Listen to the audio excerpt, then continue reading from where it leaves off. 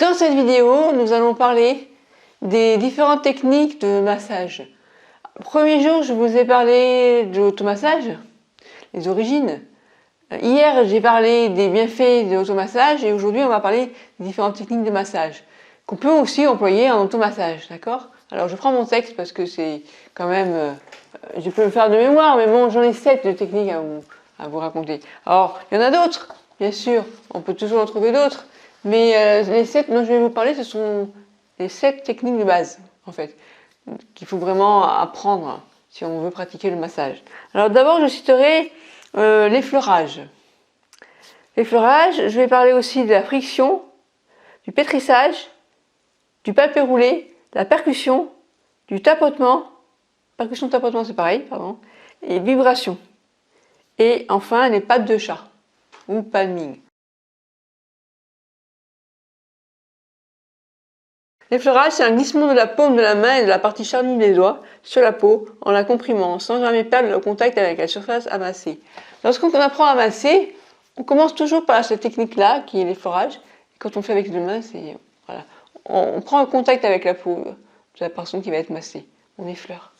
Ça, c'est une technique qu'on fait et qu'on peut faire même jusqu'à l'avant du bras. Donc on pose les paumes des mains, on avance en ayant mis de l'huile et on pose et on ouvre finalement le bal du massage. Oh, c'est beau, c'est bien dit. Voilà. Alors, l'effleurage, c'est une technique de base qui est exécutée d'une façon lente, rythmée, à l'aide des deux mains ensemble. C'est la meilleure méthode pour habituer le patient au contact des mains du thérapeute sur son corps et sa peau. En fait, dans un massage, le principe, c'est de toujours garder le contact avec la peau de la personne massée. Et même si vous devez mettre de l'huile dans votre main, vous n'allez jamais quitter la peau de la personne massée et aller vous mettre de l'huile. On se débrouille pour retourner la main, et donc on a toujours le contact avec la peau, et on met de l'huile dans la main. Voilà, ça c'est une technique qu'on nous apprend dès le début. Donc, les mouvements de glissement léger ont un effet de détente sur le système nerveux. Vous savez que quand on sent cet effleurage, on a l'impression, dans le massage californien, c'est quelque chose qu'on utilise assez souvent, ce qui permet en fait à la personne massée de se sentir en fait vraiment en sécurité. Voilà, elle sent qu'il y a une présence, l'effleurage permet ce sentiment de sécurité, je trouve. Alors, la friction. La friction, ça fait partie de la catégorie des massages en profondeur. Ça permet de dénouer les nœuds, de soulager ainsi les douleurs musculaires. La friction, c'est lorsque vous faites, je vais vous montrer après, c'est ça en fait, une friction. On comprend. Ça, c'est ce qu'on fait souvent pour les enfants quand ils ont mal, on dit c'est fini. Bon, dans le massage, c'est utilisé pour une action en profondeur. Ça permet d'agir au niveau des muscles et des articulations, ainsi que d'optimiser le flux sanguin et le flux lymphatique. Je vais changer mes lunettes parce que je ne vois rien. Normalement, je les enlève parce que je verrai mieux. Donc ça permet d'agir à travers les différentes couches de la peau. C'est utilisé avec le bout des doigts. Ça consiste à appliquer une pression plus ou moins intense selon l'effet voulu. Donc ça permet de dénouer en profondeur les nœuds musculaires. Donc on peut décontracter les muscles, enlever les nœuds musculaires, ce que je viens de dire, soulager les douleurs, renforcer les ligaments et les tendons, stimuler le flux sanguin, optimiser le flux lymphatique, rendre les articulations plus souples et faire fondre les graisses en les brûlant.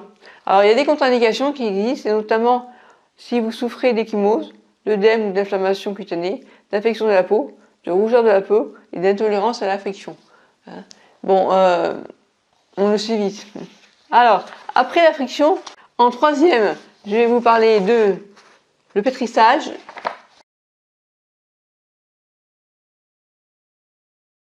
Le pétrissage, c'est une manœuvre de massage qui consiste à palper fortement un muscle ou un groupe de muscles. C'est exécuté avec la pulpe des pouces et des doigts et les paumes des mains.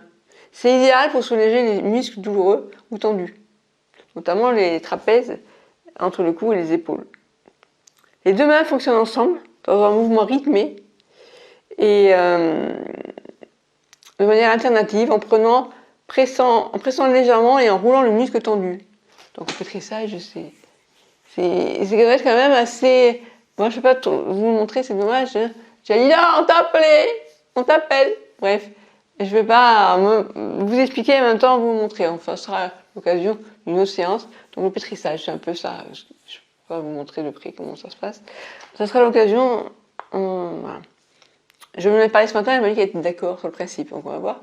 Alors en fait, c'est vraiment une action, comment dire, le pétrissage, c'est quelque chose qu'il faut faire parce que après, par exemple, un sport, moi je le conseillais à Jalila pour son fils qui fait du sport, et pour les muscles qui sont après, pour libérer l'accumulation de l'acide lactique qui provoque les crampes, c'est vraiment utile. C'est efficace sur les muscles profonds, par exemple les épaules, les fesses, les hanches et les jambes. Donc c'est quelque chose à pratiquer. Alors moi des fois je le fais sur mes mollets, je vous montrerai comment c'est. Pour l'instant je ne fais pas, donc je continue. Après avoir parlé donc du pétrissage, je vous parle de palpé roulé. Alors palpé roulé c'est une autre forme où on travaille vraiment en profondeur.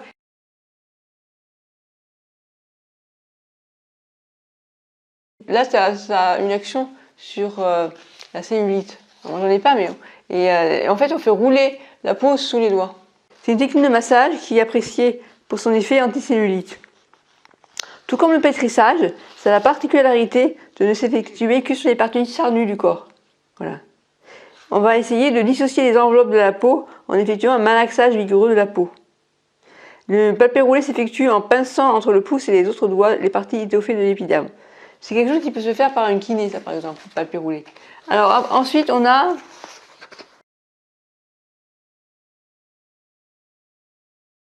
percussion ou tapotement. C'est une manœuvre de massage qui est effectuée au moyen de la main placée en forme de cuillère et qui frappe la surface de la peau. Alors c'est aussi comme si vous faisiez le karaté, vous voyez, c'est comme ça en fait. C'est de manière rythmée, on tapote comme ça. Bon, il faut faire un tapotement léger quand même, hein. Le but c'est pas de faire mal. Hein. Bon, voilà. Vous avez certainement dû déjà le connaître. Donc en fait on stimule la peau et les tissus légers et ça augmente le flux nerveux au niveau de la zone qui est travaillée bien sûr. Ce type de massage est employé sur des zones comme les fesses, les cuisses, la taille ou les épaules, où il y a une large surface de chair. Voilà. Après, on a les vibrations.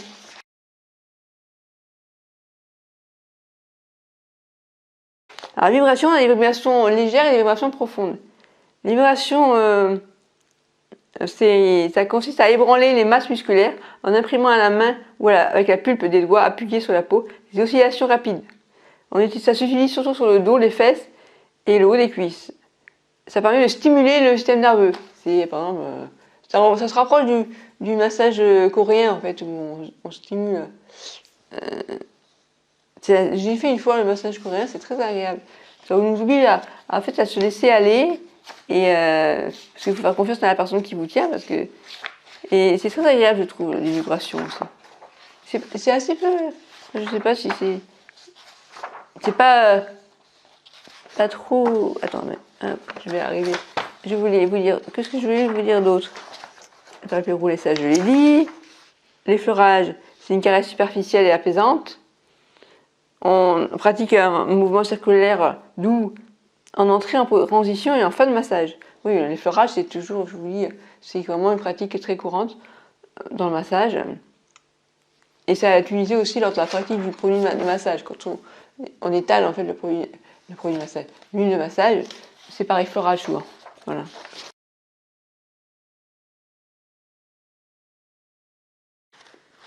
Après, on a enfin les pattes de chat ou palmille.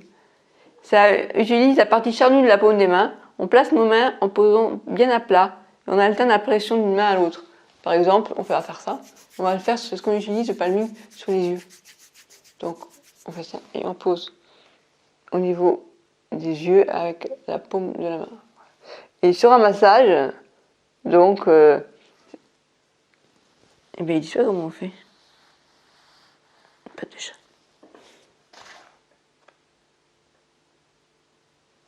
On va faire comme ça. Ça, c'est le palming qu'on utilise pour le Qigong, mais en massage, je confonds tout. On va le poser. Et on va faire une main après l'autre. Vous voyez, en fait, c'est comme ferait un chat qui pétrit la peau de son maître. Voilà, vous avez déjà vu les chats faire comme ça, tac, tac, tac. Sauf que là, il n'y a pas de griffes. Voilà. Et en fait, et c'est très agréable, c'est presque proche d'une caresse en fait, ce massage. et on sent ce côté alternatif, vous voyez. Voilà. Voilà, je vous ai montré toutes les possibilités de vous masser. Et ben, choisissez par rapport à ce que je vous ai dit des indications pour trouver la technique de massage qui vous intéresse le plus. Et ça, voilà, friction, c'était comme je faisais comme ça. Je vous montrerai donc après, ben, soit ça sera, je vais me filmer et je vous montrerai sur les jambes ou le dos de Jalila, soit alors, si sa fille est d'accord, je vous montrerai, en fait, je montrerai à Jalila comment on fait, et puis comme ça, elle pourra s'améliorer en massage, voilà, si elle le souhaite. Voilà, donc si vous êtes sur Montpellier et que vous voulez participer à nos séances de massage, pourquoi pas, venez. Voilà, donc je finis cette vidéo et je vous dis à demain. Je crois que demain on va passer, sauf si vous avez... Non, donc je vais terminer quand même la semaine sur les automassages avant de passer à la acupression ou des autoponctures. Parce que je pense que j'ai d'autres... Là, je vais vous montrer des cas pratiques en fait. Comment servir l'automassage relaxant, je vous en avais parlé pour aider à s'endormir le soir. Et puis pour se calmer le soir et arriver à s'endormir la nuit. Les massages plus dynamisants. Et ça, par l'automassage, on peut faire pas mal de choses en fait. Voilà, donc je vais vous montrer, on va passer au cas pratique. Voilà, donc je vous dis à demain pour la suite.